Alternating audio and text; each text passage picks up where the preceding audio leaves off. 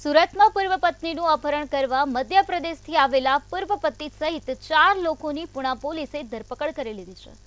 પોલીસે પૂર્વ પત્નીનું અપહરણ કરવાના ઈરાદે આવેલ 4 ઇસમોને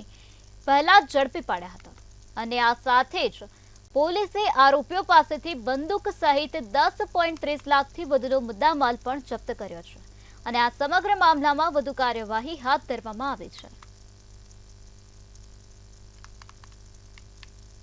એમપીના 4 ઈસમો પોતે ગેરકાયદેસર દેશી તમંચો લઈ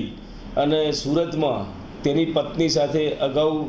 તેને પ્રેમ લગ્ન કરેલા અને એની પત્ની ત્યાંથી ભાગી અને અન્ય પ્રેમી સાથે સુરત રહેવા માટે આવેલી। તો આ પત્નીને અપહરણ કરવાના ઈરાદાથી આ 4 ઈસમો ગેરકાયદેસર તમંચો લઈ અને સુરતના પુણા પોલીસ સ્ટેશનના રેશમા રો હાઉસ પાસેથી પસાર થતા હોય પુણા પોલીસ સ્ટેશનને આ બાબતે બાતમી હકીકત મળતા તેઓએ આ 4 ઈસમોને ગેરકાયદેસર રિવોલ્વર સાથે તેમજ 5 મોબાઈલ અને અર્ટિગા ગાડી એમ કુલ 10,30,500ના મુદ્દામાલ સાથે ઝડપી પાડેલ છે।